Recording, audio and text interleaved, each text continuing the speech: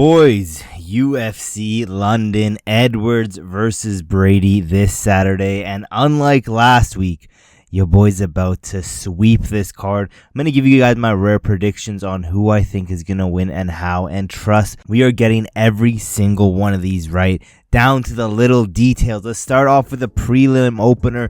Lightweight division, Guram Kutateladze taking on Kauê Fernandes. Now, Guram, he is one of these very well-rounded fighters with honestly, some of the best leg kicks in the division. Best kicks in general in the division. He has, a good pressure game. He has some sneaky submission threats on the ground. But at 33 years old, you can't tell me that he isn't on the decline. Not like, his performance, it's not like he's the same dude, to be honest. His performance is not like what he used to be. His chin, definitely not what it used to be. And Fernandes, he is if I had to describe his striking, it's very loose, very fast, powerful. He has some good BJJ, good takedown defense. He is very good at mixing up the flashy striking with textbook level technique striking. In this fight, I could 100% see Fernandes KOing Guram, stiff as a board. I could see that happening, but I just think Kutateladze has everything to beat Fernandes. Yes, he's a little bit older. Yes, he's not the same dude. I still think he beats someone like Kauê Fernandes.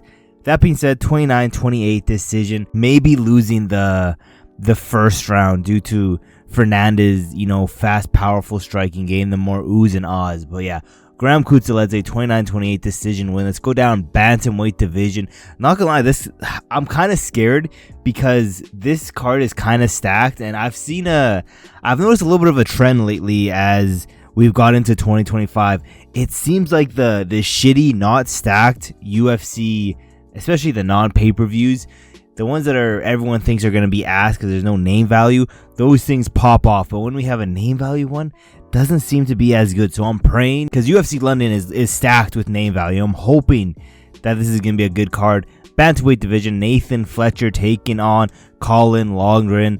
Now, Fletcher is a well-rounded fighter with good forward pressure, good grappling and striking skills, especially his striking accuracy, very, very good. He has good submission skills and is always looking to finish a fight every minute of the fight. However, striking defense isn't the best, and his cardio can be a little bit questionable where, as we get further and further into the fight, he definitely starts to fade. Where Loughran, on the other hand, he has a very, very wide base, which he uses to try to generate power, but let's be realistic, this dude has zero power. And, he uses his wrestling as like a backup, because he doesn't have the most power in the world. He has okay takedown defense and okay/good offensive takedowns. And his striking defense, it's pretty bad as well. Fletcher, I think he'll land early and land hard on Loughran.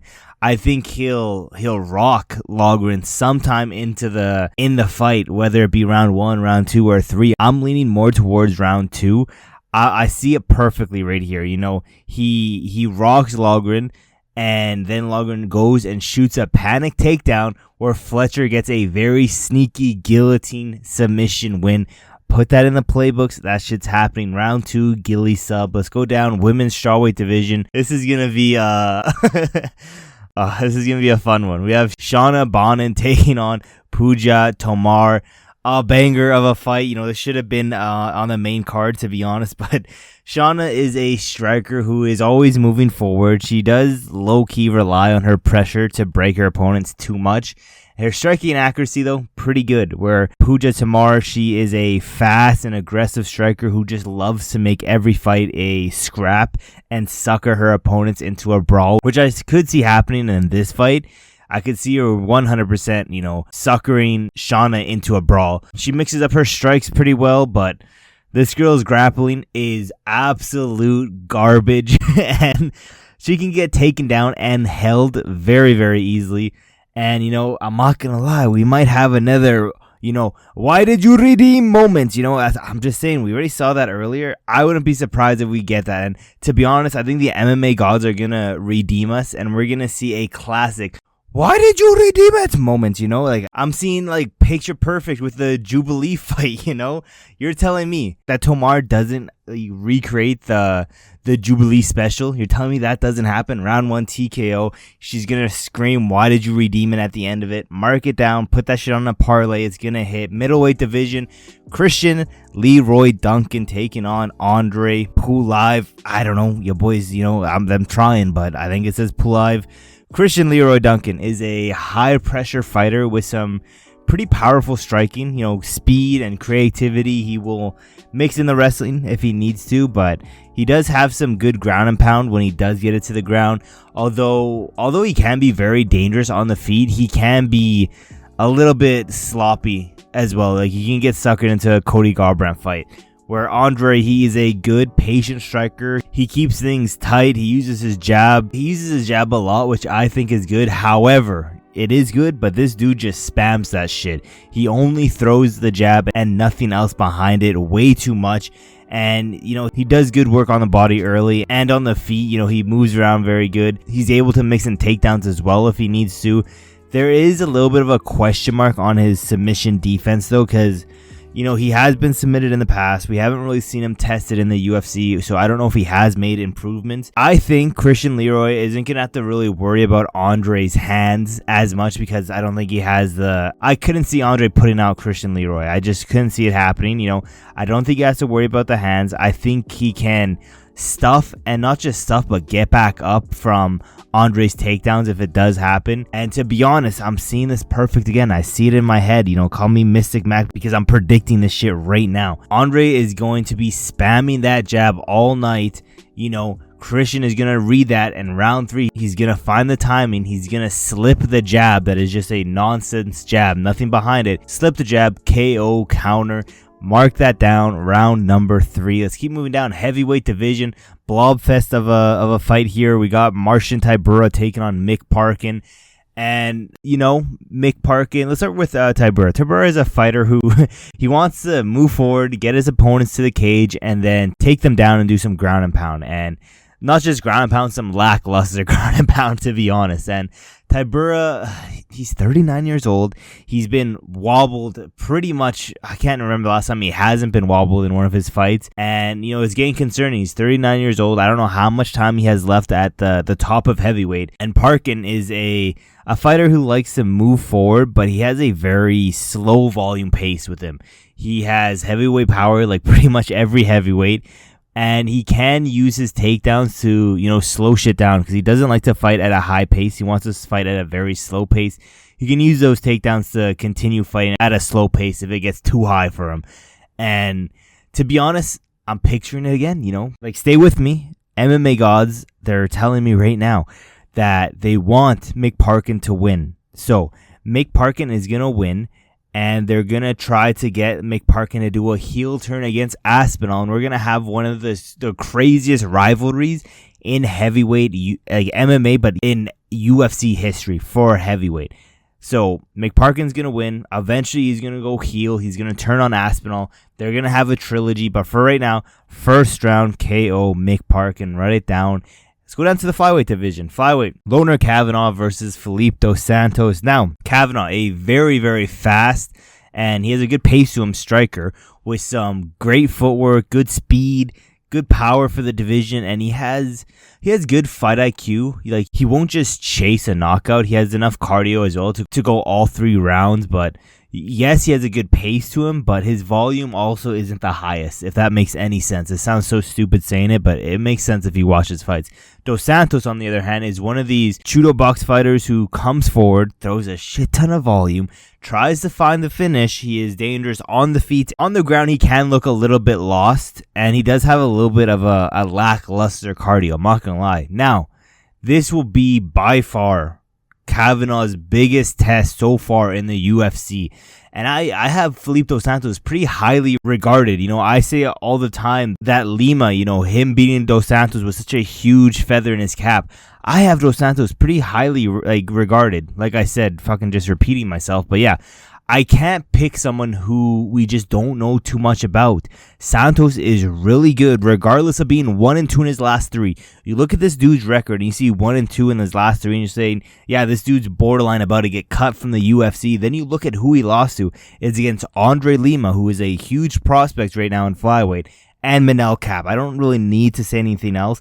I am going off logic. There is a possibility that Loughran Kavanagh is that guy and gets it done. I have Felipe Dos Santos too highly regarded, 29-28. Maybe Dos Santos losing the last round. I could definitely see that happening. Let's keep moving down though. Lightweight division, Jai Herbert taking on Chris Padilla. Herbert is a technical striker who likes to use his lengthy ass arms to keep it at his range. His footwork is good. His striking defense also good, but his takedown defense, nothing special, to be honest. Chris Padilla is a fighter who wants to move forward, throw some strikes, get you to either like against the cage, a clinch position. He wants to work for a takedown. He's very durable. He has a very explosive takedown as well. Cardio to go all 3 rounds, to be honest. He has good cardio. Now, to be honest, I don't know what it is, but Chris Padilla has looked insane in the UFC compared to when he was outside the UFC. And Jai Herbert is 36 years old, He's on the way out. There's nothing else to say. He's on the way out. It's 36 at lightweight. And to be honest, I'm seeing it now. Like I said, I'm predicting these things. I could see Padilla first round feeling out process, knowing that he's maybe he's a step behind on the striking, maybe, but he gets a takedown late round 1, easy, butter. He can do that all night long. He knows that. Round 2 comes down. He gets another takedown. This time, he gets into half mount. I don't think he needs to get anything into other than half mount. And then starts landing some nasty ass ground and pound. TKO win, round 2, ground and pound, Chris Padilla. Let's get into this main card now. Featherweight division, Nathaniel Wood taking on Morgan Charriere. Nathaniel Wood is a good striker with some nasty, dirty boxing, to be honest. He has some good grappling, some good takedowns and submissions. He has pretty good control on the ground as well, and good takedown defense as well. He's fairly well rounded. Charriere, on the other hand, is a explosive fighter who is very light on his feet and is always stalking his opponents down, and he has pretty good takedown defense as well. He is very explosive. He has some good movements. He'll literally full on leap into his strikes and then mix in some other dynamic strikes. He's also very good at controlling his opponent and tying them up. I think this shit is like a 50-50 type of fight. But I do think Morgan, with his more explosive movements, being a little bit faster, having more dynamic shots, is what's going to win this very close fight. 29-28. I could see it being split decision. I'm going Morgan Charriere. Lightweight division, Jordan Vucenic taking on Chris Duncan. Now, Jordan is a well-rounded fighter. He is also he's fairly tough as well, who is honestly just getting better and better after each fight. He has cardio to go all 3 rounds, even if it's a war, which most times it is. Where Chris Duncan is a very powerful and accurate striker who will often go, Cody Garbrandt crazy, but he does also have some pretty good grappling with him. I think Jordan is just more dangerous, more durable, but I do think Chris Duncan is fairly durable, so I don't know if Jordan will be able to fully put him away on the feet. I could see in the first 2 rounds, on the feet, first round does better, second round, not so much, and then we go to the third round, it's 1-1 apiece. And I see Jordan using his ground game. And I think his ground game is way better than Chris Duncan's. I could see him controlling him on the ground. I could even see him gain a sub on the ground. But I'm going to go 29-28. Duncan only getting the second round. 1-3 Jordan. That's what I'm going with. Let's go into the women's strawweight division. Molly McCann versus Alexia Thainara. I think that's how you say Thainara. McCann is a fan-friendly fighter in the cage. I think people like her in the cage way more than they do outside the cage. I don't know if anyone's a big fan of her outside the cage, but she's an aggressive striker who likes to make every fight a brawl. Outside or inside the pocket, doesn't matter. She has some dynamic strikes, like a lot of spinning shit, but we even seen her get some like highlight reel knockouts with some spinning shit. She has a BJJ brown belt, even though her grappling defense and ground game is top tier ass. Where Alexia, she is a forward pressure striker. This girl, go watch some of her fights. This girl loves to have her chin way up in the air, just waiting to get smacked with some bombs. She likes to throw overhands, throw some bombs while moving forward. She will mix in some trips if she needs to, but if she's struggling on the feet, she has multiple first-round armbar submission. That's a key factor. Remember that. However, she hasn't fought anyone with any real experience. Now, you're seeing this. You're going multiple first-round armbars. Molly McCann is garbage on the ground. Easily. Alexia, we're picking her all night wrong. Wrong. I can't trust a single woman. Also, I can't trust a woman who is making her debut in the UFC. 99% of the time, they are trash. Plus, this girl leaves her chin up way too much, and she's just begging Molly to hit it. Round 1, I'm saying 4th minute into round 1. Flat line KO, Molly McCann. Let's go into the welterweight division. I believe this is the featured fight. Gunnar Nelson taking on Kevin Holland. Gunnar Nelson is a fighter with one of these bouncing side-to-side styles. He uses his kicks to manage his range, and he will shoot takedowns, but this dude's takedowns aren't anything special. Realistically, they're not that great. His striking defense also isn't anything special. He often gets hit a lot more than what he hits his opponents, and to cap it all off, this dude hasn't fought in 2 years, and his leg kick defense is pretty trash as well. But Kevin Holland, fan-friendly fighter. He's very entertaining inside the octagon with his fighting style and ability to put on a show. But again, I've said this every time I break down Kevin Holland. He is very annoying to watch. It's just because it's either fight IQ or ego. He just doesn't take shit seriously. However, he's pretty well-rounded. His takedown defense is okay. He does struggle with that, but he's one of the more accurate and powerful strikers at welterweight. But again, his biggest hole is his takedown defense. In my opinion, Gunnar hasn't fought in 2 years. I think Kevin Holland can stuff every single one of Gunnar's takedowns. He does Kevin Holland, when he is trying, has some pretty solid takedown defense. Again, when he's trying, plus this is at 170. It does seem like Kevin Holland is locked in, and I'm going off that. I'm going off 170. I'm going off Kevin Holland being locked in on this. I could look like a retard for picking Kevin Holland when we're talking about Gunnar Nelson, but I think he'll be able to stuff Gunnar Nelson's takedowns. I don't rate his takedowns that great anyways. I'm going second round, early second round, KO win Kevin Holland. Let's get into this co-main event. Jan Błachowicz, light heavyweight division, taking on Carlos Ulberg. Jan is it's sad to say this, but a 42-year-old former lightweight champion. 42 years old, but he's been out again. This pains me to say he's been out for a few years now because of his old man shoulders, but Błachowicz, I'm still saying he is, because I don't know. From the last time we saw him, he is a well-rounded fighter. He has underrated wrestling and striking skills, some sneaky counter strikes, some pretty good diverse striking, like some powerful crosses that he can use with his left or right hand, some nasty uppercuts, some great kicks, and he has good grappling abilities. However, his striking can be a little bit telegraphed at times, where Carlos Ulberg is one of these world-class kickboxers who have transitioned into MMA. He's really good with his footwork, his range management, his takedown defense. But Carlos Ulberg is one of these, big rising stars, especially in this lightweight division, with some really good knockout power. However, his grappling defense, questionable. He hasn't really been tested by any high-level lightweights, in my opinion. This is the biggest test for Carlos, by a landslide. This is the biggest test, but it's against a 42-year-old Jan that's coming back from numerous surgeries and hasn't been in there for a little bit, That being said, round 1, Jan Błachowicz, hella ring rusted. Then this dude comes back. He's channeling his inner Skyrim theme song. Round 2, round 3, he's getting those rounds. 29-28 decision win, Jan Błachowicz. The hood needs this. MMA gods, I'm begging you, give me this one. And yeah, again, we're clean sweeping this, so don't even worry about it. Put every single one of these in a parlay and put $10,000 on it, and you'll be a quadrillionaire. Trust. Welterweight division main event.